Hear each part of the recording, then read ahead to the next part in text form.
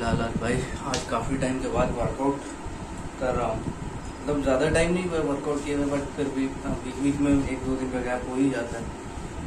हाँ, तो आज देखता हूँ वर्कआउट करके कितना हो पाता है भाई आज।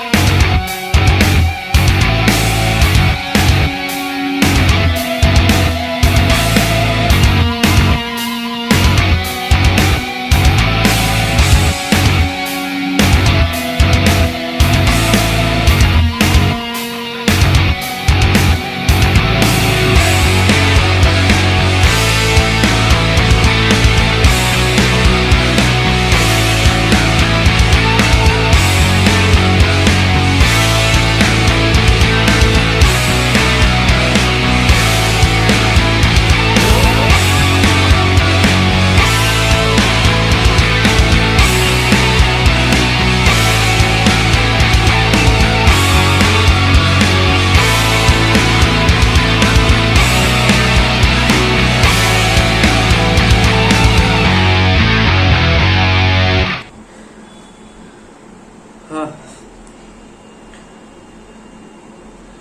इतना टाइम के बाद कर रहा हूँ भाई, बड़ा मुश्किल हो रहा है वर्कआउट करने में।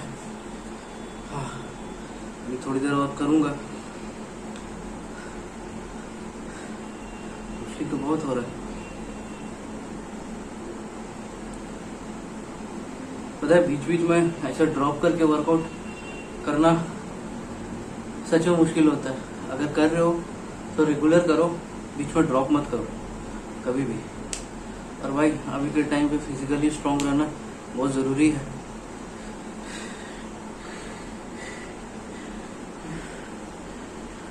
भाई कमेंट बॉक्स में बताना ज़रूर कि तुम्हारी भाई में की बॉडी बन रही है कि नहीं, मसल ग्रो कर रहा है कि नहीं। अगर ये दिखता है, क्या पता सिर्फ मेरे को दिख रहा होगा भाई, तुम लोग को ऐसा ना दिखे। तो अगर दिख रहा होगा तो बताना एक बार ज़रूर कि भाई मस्कुलर बन रहा हूँ कि नहीं बन रहा हूँ। हाँ,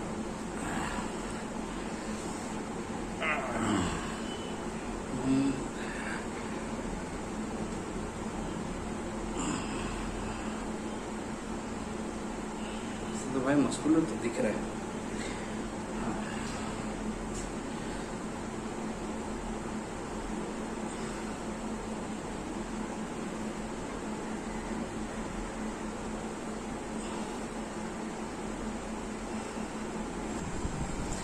हाँ, तो भाई लोग अभी थोड़ी देर पहले वर्कआउट ख़त्म किया और अभी जस्ट बैठा हो। यार जो भी कहो, वर्कआउट करने में जो बॉडी की बैंड बजती है ना, मतलब कि भाई अगर तुम बीच बीच में गैप लेके अगर वर्कआउट कर रहे हो तो बहुत मुश्किल होता है। और मेरा वैसा ही चलता है, मैं रेगुलर नहीं करता हूँ, बीच बीच में हर 2-3 दिन पे एक बार करता हूँ या वीकली करता हूँ, तो भाई बड़ा प्रॉब्लम होता है मेरे को। Hello guys, welcome back to the channel. Hope your guys are doing absolutely fine. और भाई अभी मैं अपना ब्लॉग स्टार्ट कर रहा हूँ। काफ़ी लेट हो चुका है, ऑलमोस्ट 4 बज चुके हैं और अभी तक वही, ये देखो मेरा लैपटॉप सब इधर ही पड़ा है भाई। देखो अब बस टैगिंग वैगिंग में लगे थे, यूट्यूब पे वीडियोस अपलोड करने में और सारी चीज़ें। तो ये सब करते करते यार मतलब टाइम लग जाता है यार, क्या बोलूँ एक ही चीज़ तुमको बार बार। अभी जाके फाइनली मैंने अपना लंच ऑर्डर किया है जोमेटो से। अभी थोड़ी देर में मेरा लंच आएगा, लंच वंच कंप्लीट करता हूँ, फिर उसके बाद आगे का ब्लॉग कंटिन्यू करूँगा। हाँ, तो भाई आज हम लोग बात करेंगे फिल्म की शूटिंग के बारे में। और आज मैं कुछ अलग बताऊंगा कि जैसे कि फिल्म की जो शूट होती है या एड फिल्म जो हम लोग शूट करते हैं, तो बेसिकली उसमें क्या क्या चैलेंजेस आते हैं और उसको किस तरह से हैंडल करना पड़ता है, किस तरह से हम लोग शूट करते हैं और पूरा काम क्या रहता है। आज मैं तुमको थोड़ा इसके बारे में डिटेल देके हल्का सा बताता हूँ कि क्या क्या चैलेंजेस होते हैं।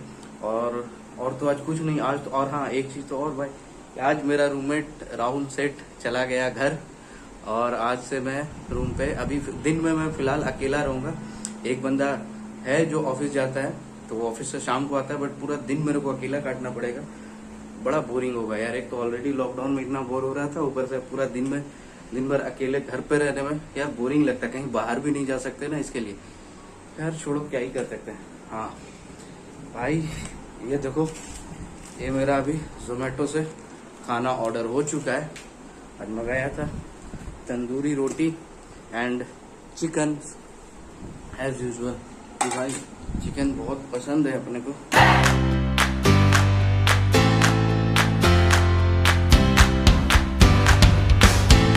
फिलहाल मैं बताता हूँ फिल्म्स के बारे में, जो मेरा बेसिक काम है। कि देखो भाई, फिल्म्स में जैसे मैं बताया था तुमको कि 3 कैटेगरी होती है। एक फिल्म को कंप्लीट करने में 3 स्टेजेस होते हैं। पहला प्री प्रोडक्शन, फिर प्रोडक्शन और पोस्ट प्रोडक्शन, जिसमें से मैं जो काम करता हूँ वो प्रोडक्शन का काम करता हूँ। ठीक है, तो देखो बेसिकली प्री प्रोडक्शन में क्या होता है मैं बता रहा हूँ। जब एक राइटर एक स्क्रिप्ट लिखता है, एक स्टोरी लिखता है, तो सबसे पहले वो अप्रोच करेगा डायरेक्टर को या प्रोड्यूसर को। मोस्टली प्रोड्यूसर को या फिर किसी OTT को अगर अप्रोच कर रहा है, तो यहाँ पे सबसे पहले जो चीज़ें होती है वो स्क्रिप्ट पे काम करने की होती है। पहले स्क्रिप्टिंग पे काम होता है, जिसको हम लोग प्री प्रोडक्शन वर्क बोलते हैं। अब स्क्रिप्ट पे काम ऐसा होता है कि ऐसा नहीं होता है कि भाई राइटर ने जो लिख दिया अब वही सही है, अब उसमें कुछ चेंजेस नहीं होंगे। नहीं, इसके बाद प्रोडक्शन हाउसेस के या फिर जो भी OTT प्लेटफॉर्म है या कोई भी प्रोडक्शन हाउस है, उसके क्रिएटिव हेड्स बैठेंगे उनके साथ। अगर पहले वो स्टोरी सुनेंगे, अगर उनको लगा कि हाँ ये स्टोरी सही है, थोड़ा यूनिक है या इस पे काम कर सकते हैं, तो फिर वो लोग इसके ऊपर बैठ के अपना प्री प्रोडक्शन कंप्लीट करते हैं। तो उनके जो क्रिएटिव हेड्स होते हैं वो आपके स्टोरी पे काम करेंगे। अगर उनको स्टोरी अच्छा लगा तो फिर उनके क्रिएटिव हेड अपने हिसाब से अपनी क्रिएटिविटी स्टोरी में बनाएंगे।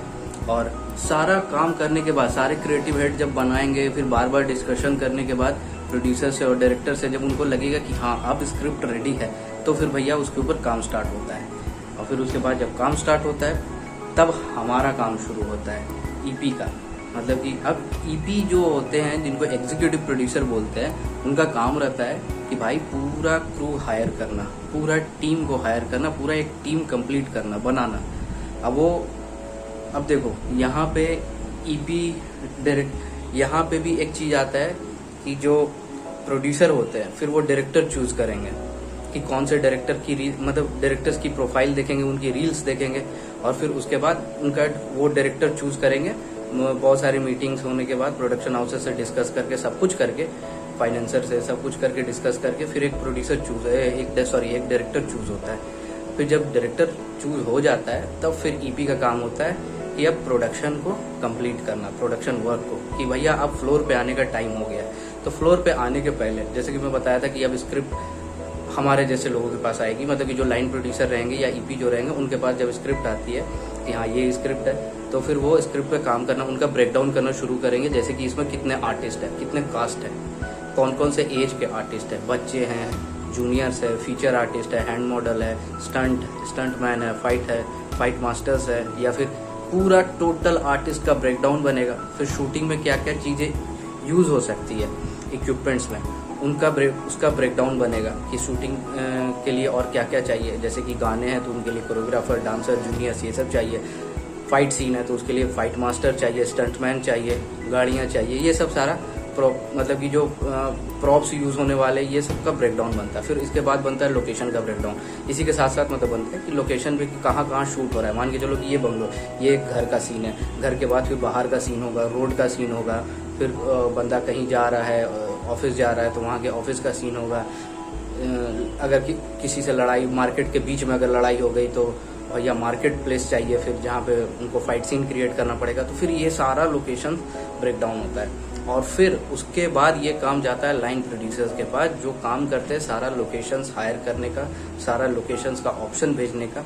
फिर हम जैसे लोग लोकेशन ढूंढते हैं कि हाँ, क्योंकि हमारे कॉन्टैक्ट होते हैं, काम करते करते इतना एक्सपीरियंस हो गया कि पता है कि हाँ कहाँ पे क्या कर सकते, क्या नहीं कर सकते, कौन सा बंगलो, कैसा बंगलो चाहिए, लेविश चाहिए, बहुत बड़ा हाई क्लास सोसाइटी हम लोग दिखा रहे हैं, या फिर एक लोअर मिडिल क्लास बंगलो दिखा रहे हैं, रोड कैसा चाहिए। तो ये सारा ऑप्शंस हम लोग भेजते हैं डायरेक्टर को, प्रोड्यूसर को, और फिर वो लोग अप्रूव करते जाते हैं कि हाँ यहाँ पे शूट कर सकते हैं, यहाँ पे शूट। और जैसे जैसे हम लोग को अप्रूवल मिलते जाता है, हम लोग लोकेशन को लॉक करते जाते हैं, उनको एडवांस पेमेंट करके या फिर उनको होल्ड करके किसी भी तरह से उनको लॉक करके रखते हैं। तो यहाँ पे हम लोग का काम बेसिकली स्टार्ट हो जाता है। फिर काम आता है कैमरा हायर करना, लाइट्स हायर करना, डीओपी से पूछते हैं कि भाई आपको कौन सा कैमरा चाहिए, फिर डीओपी चूज होता है, फिर डीओपी बताता है कि भाई कौन सा कैमरे से उसको शूट करना है, तो वो कैमरा का ऑप्शन बताएंगे, लाइट्स बताएंगे कि हाँ उनको कितनी लाइट्स चाहिए। मतलब ये पूरा स्केड्यूल बनता है कि भाई कितने दिन का शूट है, हम लोग पहले क्या शूट करने वाले हैं, पहले कौन सा सीक्वेंस शूट होगा, पहले क्लाइमेक्स शूट होगा या पहले एकदम बिगिनिंग वाला शॉट शूट करेंगे, उस अकॉर्डिंग फिर सारी चीज़ें होती हैं। फिर सारा इक्विपमेंट हायर करना, camera, lights, grip, vanity van, generators, फिर स्पॉट टीम, फिर जो एसी टेंट वाले होते हैं उनको हायर करना, फिर कॉस्ट्यूम स्टाइलिस्ट को हायर करना, मेकअप आर्टिस्ट को हायर करना, मतलब एडीज को हायर करना, असिस्टेंट डायरेक्टर्स को हायर करना, ये सब फिर स्टार्ट होता है। और फिर जब ये सारा क्रू कंप्लीट हो जाता है, जब अपन लोग सबको हायर कर लेते हैं और सारा इक्विपमेंट हम लोग हायर कर लेते हैं, तब फिर फाइनली पूरा काम कंप्लीट हो जाता है ना, तब फिर हम लोग फ्लोर पर उतरते हैं शूट करने के लिए कि हाँ अब शूटिंग करना भी बहुत आसान नहीं रहता है, उसमें भी बहुत सारे चैलेंजेस आ जाते हैं कि बीच में कभी किसी भी चीज़ की रिक्वायरमेंट पड़ गई तो फिर मेरे जैसे जो प्रोडक्शन हेड होते हैं वो ऑन द फ्लोर सेट को संभाल के रखते हैं कि हाँ कहीं कुछ करेंट टाइम पे अगर कुछ रिक्वायरमेंट पड़ गई तो भाई उसे मुझे कंप्लीट करना, उसको मेरे को फुलफिल करना। मतलब मेरा काम सब चीज़ मतलब सारा कास्ट क्रू हायर करने के बाद भी अपना काम खत्म नहीं होता है, ऑन सेट पे भी अपना काम होता है। मतलब कि सारा कुछ, ये नहीं कि मैंने सब कुछ हायर कर दिया, सारी चीज़ें, सारा कास्ट क्रू लॉक हो गया और उसके बाद मैं कंप्लीट, मेरा काम खत्म हो गया, मैं चिल कर रहा हूँ, नहीं, ऐसा नहीं होता है। जब तक शूट खत्म नहीं होगा तब तक अपना काम खत्म नहीं होता है। इनफैक्ट मेरा नहीं, हर किसी का काम खत्म, हर किसी का काम बचा ही रहता है। जब तक पूरा शूट कंप्लीट ना हो तब तक काम बचा रहता है। फिर एक बार शूट वूट हो गए तो फिर इसके बाद पोस्ट प्रोडक्शन के लिए मूवी को फॉरवर्ड किया जाता है। फिर पोस्ट का काम शुरू होता है, उसमें एडिटिंग होगी, उसका कलर ग्रेडिंग होगा, उसमें वीएफएक्स है तो वीएफएक्स होगा, सारी चीज़ें होंगी फिर उसमें। तो बेसिकली मोटा मोटा आप ऐसे ही समझो कि भाई फिल्म का काम इसी तरह का होता है। इससे ज़्यादा मतलब कि डिटेल में शायद मैं समझा नहीं पाऊँ, क्योंकि वो एकदम ट्यूटोरियल के जैसा हो जाएगा अगर मैं पूरा डिटेल में समझा पाऊँगा। तो भाई आज का डिनर बन के रेडी है, देख रहे होगे मेरे चेहरे पे खुशी, तुमको इस खुशी से पता चल रहा होगा कि भाई आज कुछ ना कुछ तो बढ़िया ही बना होगा। देखो भाई शाही पनीर बनी है, मैं दिखाता हूँ एक बार शाही पनीर। देखो वो भाई साहब क्या लग रहा है बाबा, भाई देखे भाई शाही पनीर बनाया हुआ है मेरा जगन्नाथ भाई, मेरे रूममेट ने। भाई खतरनाक लग रहा है यार देख के। थोड़ी देर में अपन लंच वंच करके तो बैठेंगे भाई, रहा नहीं जा रहा है यार। हाँ डिनर करके बैठेगा लंच। हाँ बार बार मैं लंच क्यों बोलता हूँ साला, कल भी ब्लॉग में पता है रात में ऐसा बोलते बोलते लंच बोल दिया कि लंच विंच हो गया, तो मैं फिर मैं क्या कि लंच क्यों बोल रहा हूँ यार, डिनर बोलना चाहिए ना। मेरे पता नहीं मेरे जुबान में लंच क्यों इतना बैठा हुआ है, भाई रात है डिनर है, अनुभव में आदत डालो डिनर को डिनर बोलने का। भाई पता है एक्चुअली हम लोग इतने रईस लोग नहीं ना, हम लोग गांव के लोग हैं, खाना को खाना ही बोलते हैं। अब यहाँ पे मुंबई है, फिल्म में काम करने वाले लोग लंच बोलते हैं, डिनर बोलते हैं, ब्रेकफास्ट, स्नैक्स, हम लोग तो साला नाश्ता ही बोलते हैं। चाहे सुबह का आप नाश्ता करो चाहे शाम का नाश्ता करो, हमारे लिए नाश्ता ही रहता है, लेकिन यहाँ के लिए स्नैक्स होता है, हमारे लिए वो खाना होता है जो हम लोग दोपहर में खाते हैं, यहाँ के लिए लंच होता है। हम लोग रात में भी खाना ही खाते हैं गांव के लोग, लेकिन यहाँ के लिए डिनर हो जाता है। बस डिफरेंस यहाँ पर आता है और इससे ज़्यादा कुछ नहीं है। भाई भूख लग रही है, पहले खा लेता हूँ। हाँ तो भाई अभी अपना ब्लॉग कंप्लीट हो रहा है, अभी और कुछ है नहीं, अभी अपन लोग डिनर विनर करके सब रेडी, ख़त्म सब कुछ। आज का यही था अपना दिन। और आज भाई आज जो सबसे एंड में हुआ वो मैं तुमको बता रहा हूँ कि भाई मनी हाइस्ट की ट्रेलर देख के, भाई मनी हाइस्ट का ट्रेलर देख के कसम से मैं हिल गया ऊपर से नीचे, क्योंकि भाई मनी हाइस्ट मेरा one of the favourite series में से आता है और बहुत लोग का होगा नो डाउट। बट मैं फिल्म मेकिंग की तरह से अगर सोचूं और फिल्म मेकिंग की तरह से बात करूं तो भाई मनी हाइस्ट में जो फिल्म मेकिंग दिखाई गई है, मतलब एक्चुअली में बोलते हैं उसको फिल्म मेकिंग करना, और ये चीज़ मतलब हर दूसरे फिल्म में या दूसरी सीरीज़ में तुमको देखने को नहीं मिलेगी। तो भाई मैं मनी हाइस्ट देख के मतलब कि हिल गया ऊपर से नीचे तक। उसका टीज़र जो आया मतलब कि भाई एकदम ऑसम लगा, मतलब माइंड ब्लोइंग। बस ऐसा लग रहा है कि भाई अब जल्दी से सितंबर आए या फिर उसको जल्दी से रिलीज़ करते तो अपन देख ले मनी हाइस्ट। तो भाई बेसिकली आज का यही अपना दिन था और आज का दिन मैं और आज का ब्लॉग मैं यहीं पे कंप्लीट करता हूँ। उम्मीद करता हूँ कि शायद तुमको अच्छा लगेगा आज का ब्लॉग। तो भाई यहाँ तक अगर वीडियो को देख लियो तो वीडियो को लाइक कर देना, चैनल को पक्का सब्सक्राइब कर देना यार, क्योंकि भाई आगे कंटिन्यू मैं इस तरह का ब्लॉग बनाता रहूँगा। तो भाई तब तक के लिए अपना ख्याल रखो और अपने घर वालों का भी और कोरोना में थोड़ा बच के रहो। मिलता हूँ आपसे नेक्स्ट ब्लॉग में।